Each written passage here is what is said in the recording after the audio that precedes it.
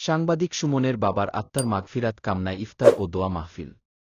Report করেছেন হৃদয় রায় সজীব।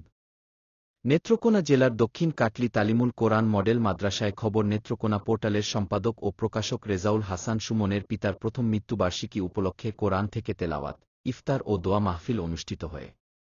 উক্ত দোয়া মাহফিলে বিশেষ অতিথি হিসেবে উপস্থিত ছিলেন ক্রাইম রিপোর্ট 24 এর জেলা প্রতিনিধি ইমন রহমান, বাংলা টিভির জেলা প্রতিনিধি ইকবাল হোসেন, সুবর্ণ বাংলার জেলা প্রতিনিধি আবু হানিফ উজ্জ্বল, খবর নেত্রকোনার জেলা প্রতিনিধি মোহাম্মদ সোহেল মিয়া, রাজধানী টেলিভিশনের স্টাফ রিপোর্টার হৃদয় রায় সজীব সহ শিক্ষক, সাংবাদিক ও সমাজের নানা পেশার মানুষ এতে অংশগ্রহণ করেন।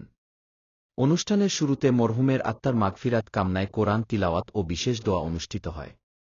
এরপর মাদ্রাসার শিক্ষার্থীদের নিয়ে ইফতার করা হয়। সাংবাদিক রেজাউল হাসান সুমন বলেন, আমার বাবার স্মৃতির প্রতি শ্রদ্ধা জানিয়ে এবং তার বিদেহী আত্মার শান্তি কামনায় আজকের এই আয়োজন।